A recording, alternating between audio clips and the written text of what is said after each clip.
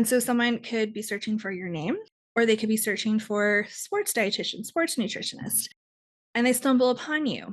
Now they can either click the email button and contact you, and maybe they want to be a one-on-one private practice client. Maybe they're a reporter from the New York Times. Let's just dream big. That has nothing to do with your social media following yourself, but it has everything to do with your expertise, your credentials, and your endorsement as a healthcare professional for the product that you're talking about.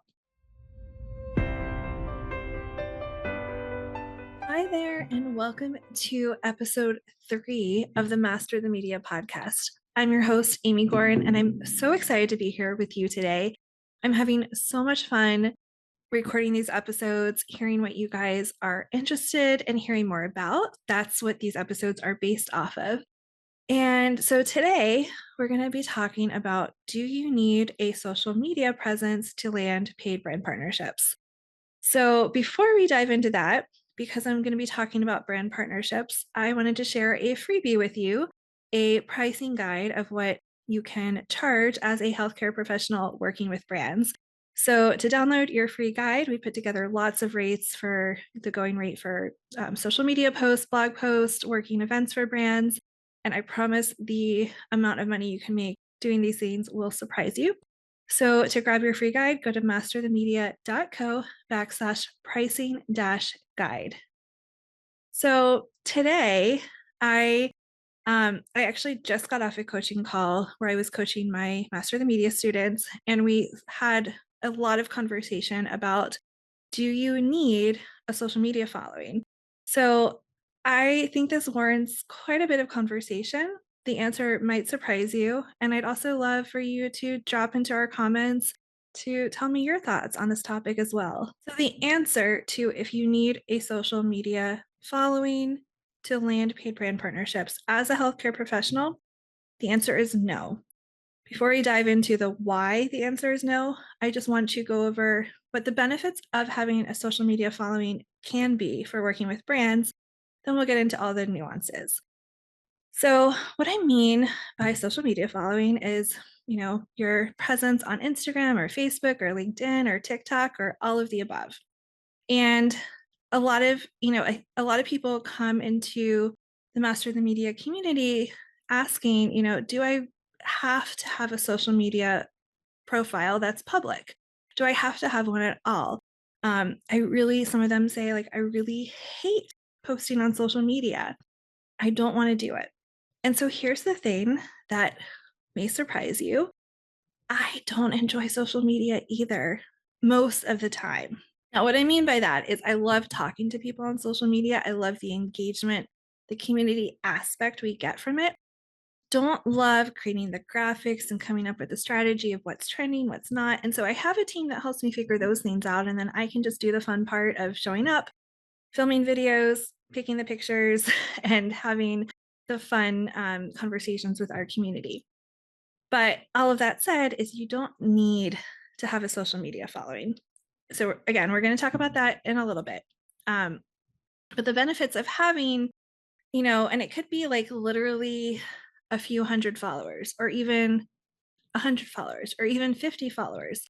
You don't have to have a large following. What I do like about, your having at least one social media platform is, first of all, so the first thing that we have our Master the Media students do is figure out what is their niche. So what are they talking about that attracts people to their platforms? So for me, as a dietitian, my niche is plant-based nutrition. It's not as broad as all plant-based nutrition. I get really specific where I'm helping people figure out what to eat as a plant-based eater, whether they're vegan or vegetarian or flexitarian or plant curious. And then from there, I'm talking to women who are in their, middle-aged years. You can figure out your demographic from there, how many kids the person you're talking to has, if they have a college education, what their grocery budget is. You can get into all this nitty-gritty. And then when you figure out what you're talking about and who you're talking to, and it's okay if you don't have all this figured out today. It's not absolutely necessary. It just helps. From there, you can figure out what platform does, and the person you're talking to when we're talking about niching, that person is called your ideal customer avatar. So, what platform does my avatar live on? My avatar lives on Instagram, but your avatar could live on LinkedIn or TikTok. And so so all this to say is you don't, not everyone will benefit from having an Instagram and a TikTok and a LinkedIn and a Facebook. You don't need all of those. I do have all of those platforms, but how I show up on those platforms is strategic based off of how much, honestly, resources I'm willing to exert. So, because my avatar lives on Instagram, myself and my team, we create my social media posts for Instagram based off of how people are receiving information. Do they prefer video? Do they prefer carousels? Do they prefer one image? Do they prefer educational posts or personal stories? And then I cross post the pieces of content on other platforms. So for instance, I cross post to TikTok a lot of my content. My TikTok following, I don't even know how many followers I have. I think it's like 300. It's really small, but I'm still utilizing that content, just not in the absolute most strategic way, is, because I have to watch my own resources. And my avatar does not live on TikTok for the most part. And so that's why we're not super, super strategic and trying to build a following of, hundreds of thousands on TikTok. So all this to say, when you have, you're trying to figure out where to show up on social media, if you have the capacity, and again, this is if you say, Amy, I don't want to do social media, that's okay. And you can still work with brands. You can still make quite a bit of money. And we're going to talk about all the reasons how and why. But let's say you do at least want to show up on one platform. So how that would work, let's just say that platform is Instagram, like it is for me. That's my main platform. When you are quoted in the media, so what I mean by that is when you do a media interview for Eat This Not That on the best dietitian recommended protein bars, or you do an interview for parents.com about the best pediatrician recommended mattresses. And when you provide what's called your credit line, so, my quote could be, my favorite plant-based protein bar is made by Kate's Real Food, and I love it for X, Y, and Z reason. And then I would say to the reporter, if you use this quote, please credit me as Amy Gorin, MS, RDN, owner of Plant Based with Amy. And then I would hyperlink either my name, Amy Gorin, or the name of my business, Plant Based with Amy, to either my website or my main social media channel. And so what I like to do is I like to vary it up. Maybe one interview, I'll do my website, and then people will come to my website.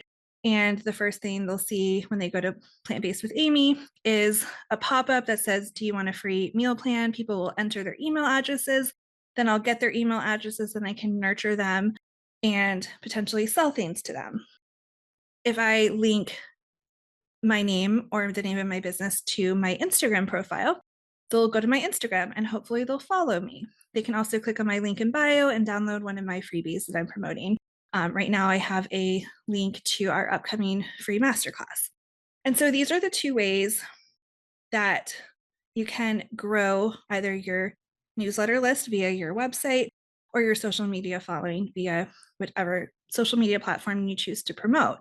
What happens is when you submit this to a journalist who's writing for any editorial outlet, so it could be Eat This Not That, it could be Eating Well, it could be Time, it could be Newsweek, it could be Forbes.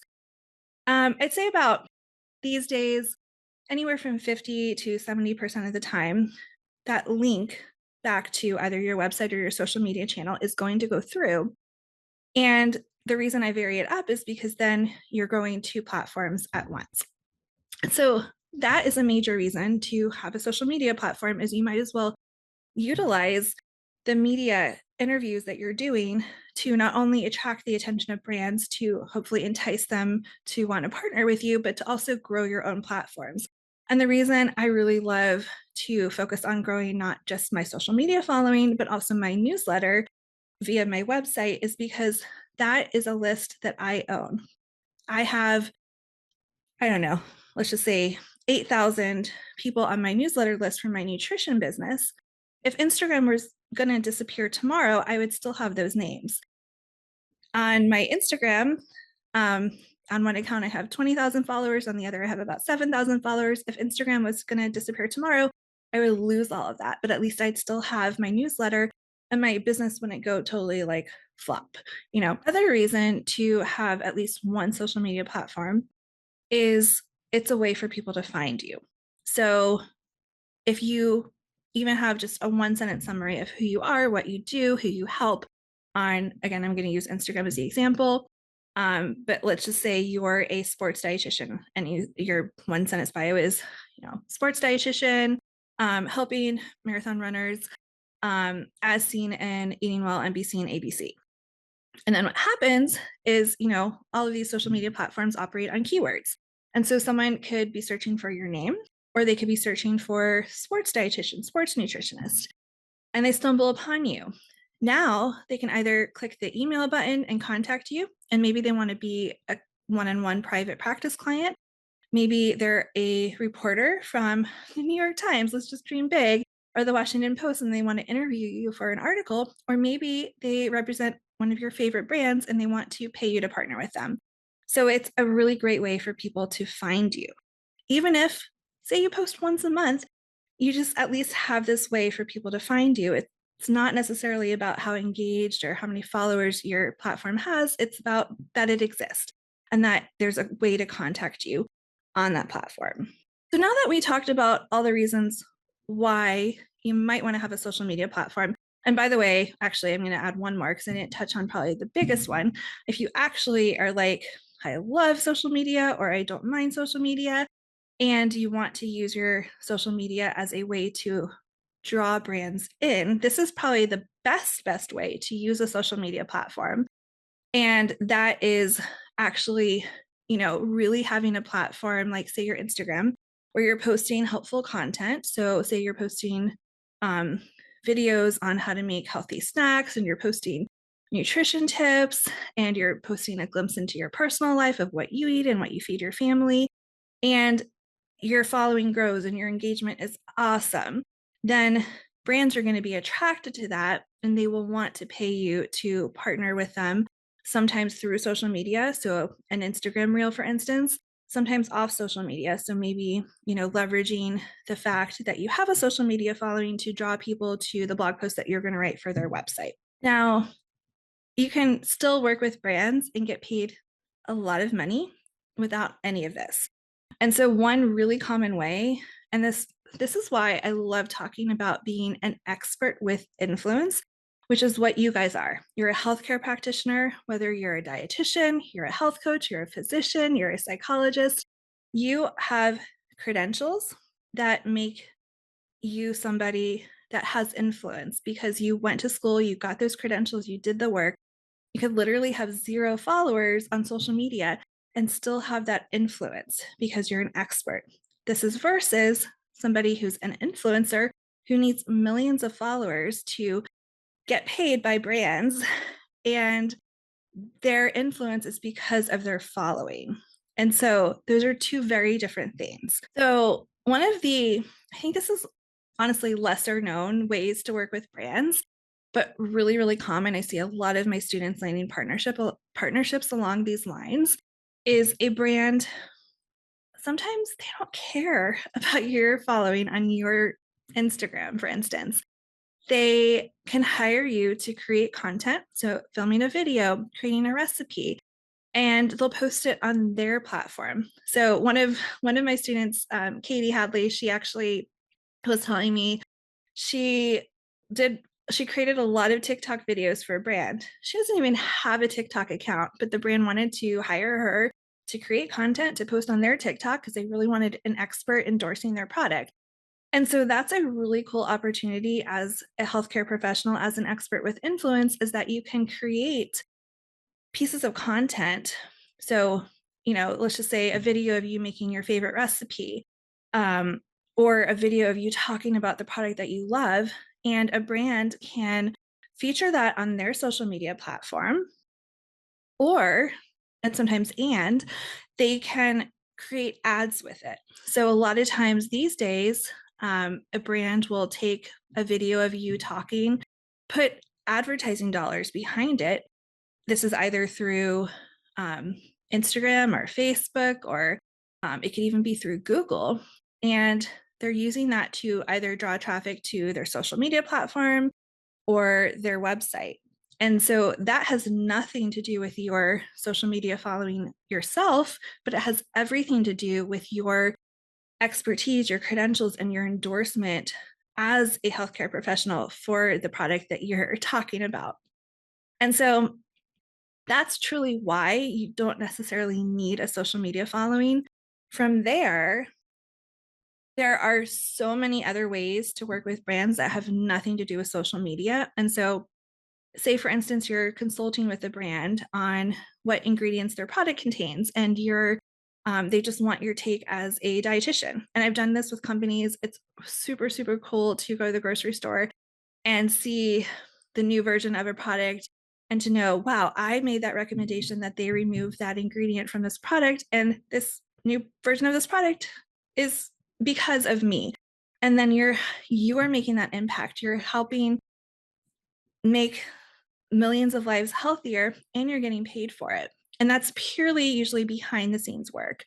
You could, for a brand, you could work a booth at a trade show. So a really big trade show for dietitians and nutrition professionals is the Academy of Nutrition and Dietetics Food and Nutrition Conference and Expo. That's a mouthful. That happens every October. And so they have this big expo with hundreds of brands. And a lot of these brands will hire healthcare professionals, so usually dietitians, sometimes physicians or other specialties. And they'll hire them to be at the booth answering questions about their products. And this is a great way to have that third party stamp of approval endorsement for their products. There's honestly like so many ways to work with brands. We provide a list of 60 of the most common and the pricing for them to our Master of the Media students, but a few more ways that you can work with brands that have nothing to do with social media.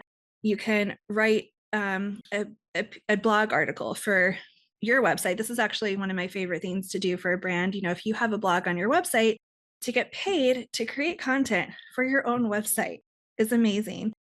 You don't, even if you don't have a blog, a lot of times these days brands are wanting healthcare professionals to write articles, to write blog content, to create recipes for their websites.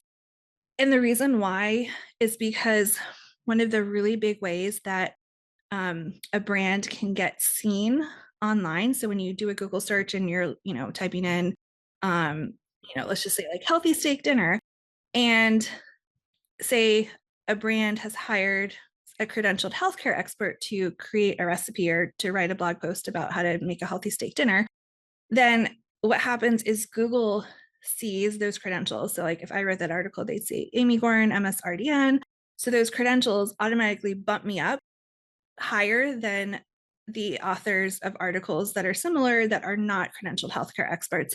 And so these brands want healthcare professionals with credentials to write content, to be medical reviewers for content, because it bumps them up and allows them to be seen more easily through web searches. The other thing too is if you're kind of like on the fence today about having a social media platform, if you're like, well, I haven't touched social media in 10 years, 20 years, but 5 years, 1 year, whatever, but I want to start working with the media and I want to start working with brands, is you can always come back to this later. I just literally had this conversation with one of my students where she's like kind of in the analysis paralysis stage of, I want to do everything, but what do I do first? Do I start doing media interviews? Do I start pitching brands? Do I start a website? Do I start a Facebook? And so I told her, you can come back to some of these things. And I would say the most important thing is starting to do these media interviews, starting to get interviewed by the media, get featured in those articles. Once you have 3 to 5 of these media outlets under your belt, you could say, I am a plant-based dietitian. I've been featured in NBC, ABC, Eating Well, Women's Health, Men's Health, and Forbes. Once you're able to say those 3 to 5 media outlets you've been featured in, and you feature them on your website that you may or may not have, of course, But you feature them wherever you can feature things. Maybe it's even just your newsletter, the bottom of your email signature. That's what makes brands more attracted to working with you, because they'll say, oh, not only does she have the dietitian credentials, but she has the ability to reach millions of people through the media outlets that she contributes to. And so that makes her at the top of our list for experts to work with. So I'm going to stop there because I think that was a lot.